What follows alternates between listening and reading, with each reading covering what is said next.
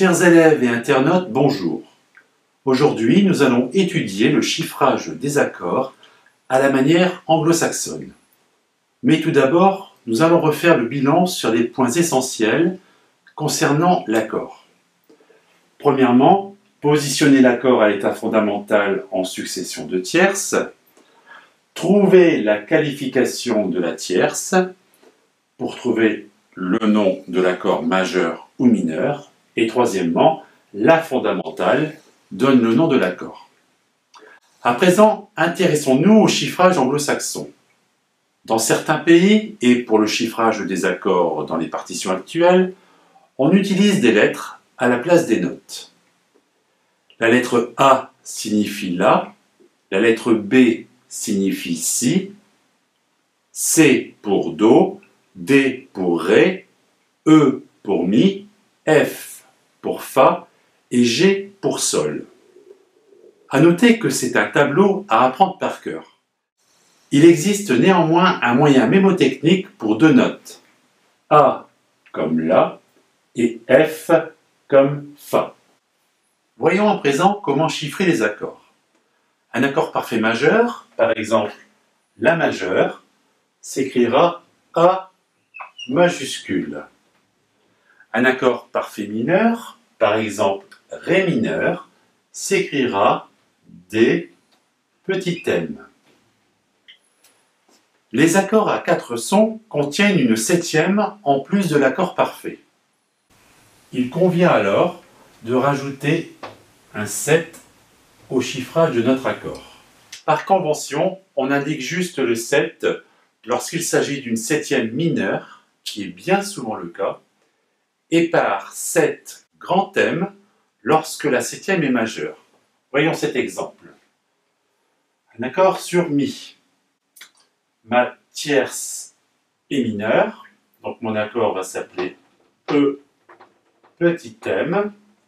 Et ici, ma septième est majeure, donc 7 grand M. Parfois, même régulièrement, l'accord n'est pas à l'état fondamental, mais renversé. Cela signifie qu'une note a pris la place de la fondamentale. Voyons cet exemple. Si bémol, sol, ré. Je remets à l'état fondamental. Sol, si bémol, ré. Mon accord est donc G petit m, puisque ma tierce est mineure. Mais il convient de préciser que la basse, cette fois-ci, n'est pas le sol, mais le si bémol. Donc on vient mettre slash si bémol. Voilà mon chiffrage anglo-saxon. Premier accord, Fa, Do, Ré, La. À l'état fondamental, cela devient Ré, Fa, La, Do. Ma tierce est mineure, mon accord s'appellera donc D petit m. Ma septième est mineure, on rajoute le 7. Le Fa remplace la fondamentale, slash F. Deuxième accord, Si, Sol, Ré. À l'état fondamental, cela devient Sol, Si, Ré. Ma tierce est majeure, on chiffre donc G. Le Si remplace la fondamentale, slash B. Troisième accord, Sol, Do, Si bémol, Mi. Cela devient l'état fondamental Do, Mi, Sol, Si bémol. Ma tierce est majeure, chiffrage C.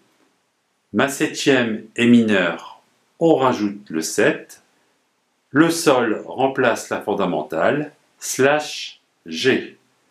Quatrième accord, Ré, Fa dièse, La. Mon accord est à l'état fondamental.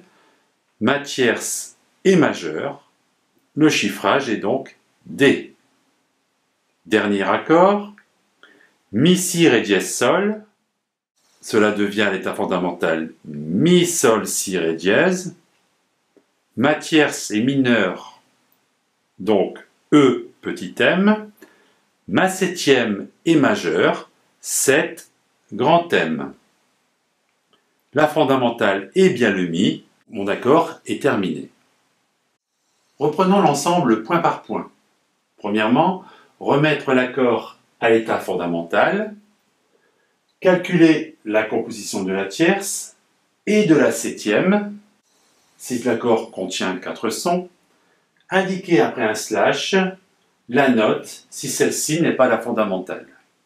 J'espère que ce tuto vous aidera à trouver plus facilement le nom des accords. À très bientôt.